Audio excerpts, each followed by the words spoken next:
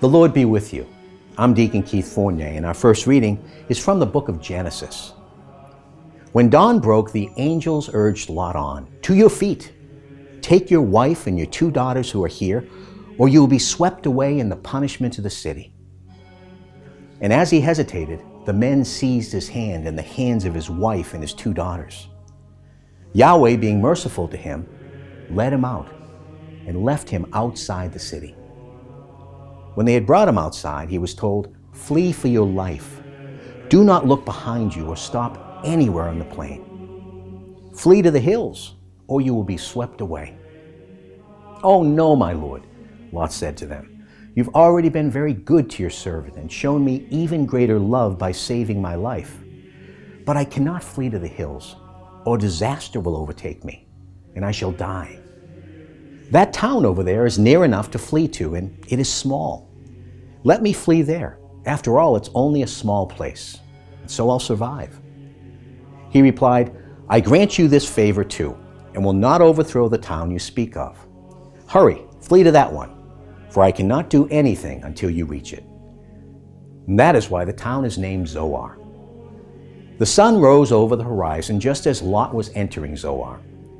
Then Yahweh rained down on Sodom and Gomorrah brimstone and fire of his own sending. He overthrew those cities and the whole plain, with all the people living in the cities and everything that grew there. But Lot's wife looked back, and she was turned into a pillar of salt. Next morning, Abraham hurried to the place where he had stood before Yahweh.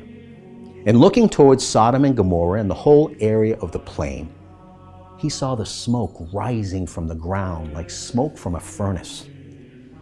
Thus it was that when God destroyed the cities of the plain, he did not forget Abraham, and he rescued Lot from the midst of the overthrow, when he overthrew the cities where Lot was living. And our response comes from Psalm 26. "Probe me, Yahweh, examine me. Test my heart and my mind in the fire. For your faithful love is before my eyes, and I live my life by your truth. Do not couple me with sinners, nor my life with men of violence whose hands are stained with guilt, their right hands heavy with bribes. In innocence I'll go on my way. Ransom me, take pity on me. I take my stand on the right path, and I will bless you, Yahweh, in the assemblies." And a reading from the Holy Gospel according to Matthew. Then he got into the boat, followed by his disciples. Suddenly a storm broke over the lake, so violent that the boat was being swamped by the waves. But Jesus was asleep.